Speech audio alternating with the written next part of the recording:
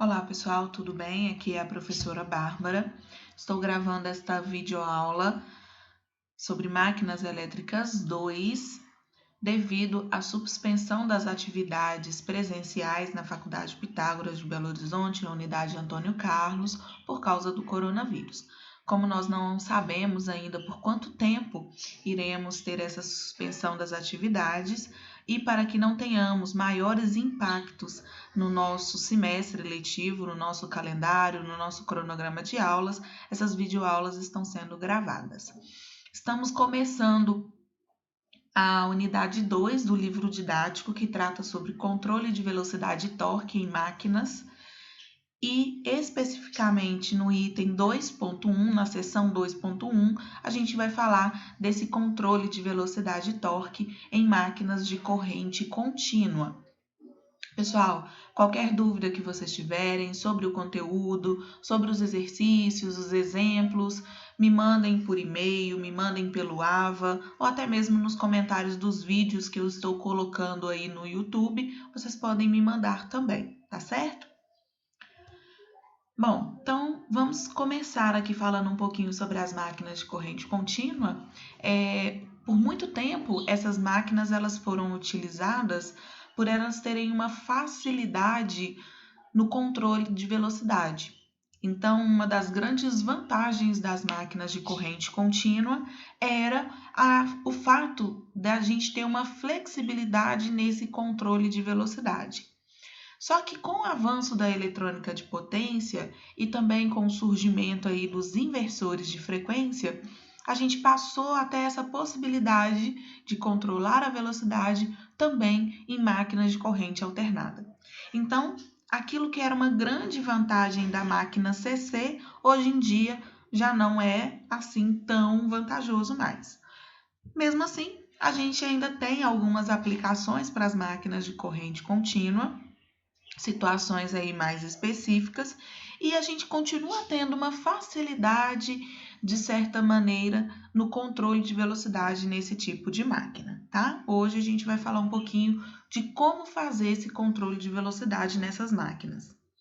Então, nós temos 3 formas de controlar a velocidade e o torque, ou também conhecido como conjugado, nas máquinas CC.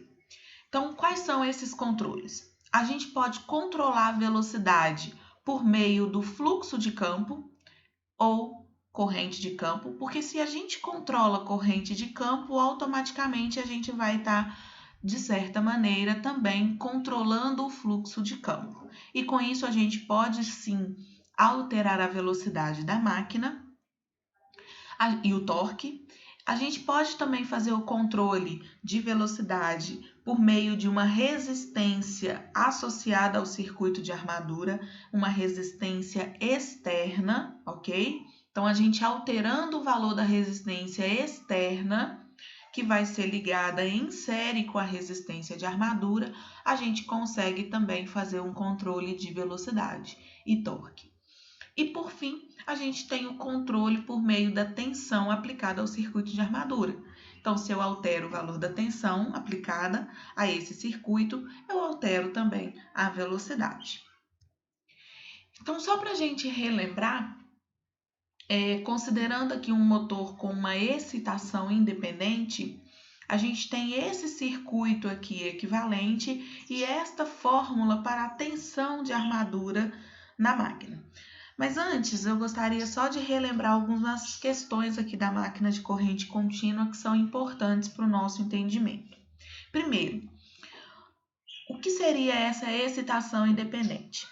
Assim como as máquinas síncronas, as máquinas de corrente contínua, elas são alimentadas tanto no enrolamento de campo quanto no enrolamento de armadura, tá? Então, ela tem uma alimentação nos dois enrolamentos.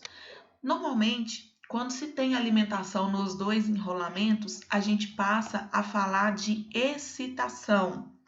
Então, podemos ter excitação em série, podemos ter excitação paralelo, é a forma como os enrolamentos de campo de armadura estarão interligados, tá? Nesse caso aqui, A excitação ela é independente, tá? Então ela é totalmente independente aqui a alimentação feita nos dois enrolamentos, ok? Então essa seria a ideia. E por isso a gente tem então um circuito equivalente como este. Essa parte aqui à direita refere-se ao enrolamento de campo, ao circuito de campo, onde nós temos aqui uma tensão de campo, uma corrente de campo, a resistência referente ao enrolamento do campo e também uma indutância. Já no lado da armadura, nós temos aqui uma tensão gerada, a tensão da armadura, nós temos a corrente da armadura e uma resistência da armadura. Essa corrente aqui, se ela está no sentido entrando na máquina ou saindo da máquina, é o que vai caracterizar esta máquina como gerador ou motor, tá? Então, se eu estou consumindo corrente, se ela está entrando na máquina, então é um motor. Se ela está saindo da máquina, ela está fornecendo corrente.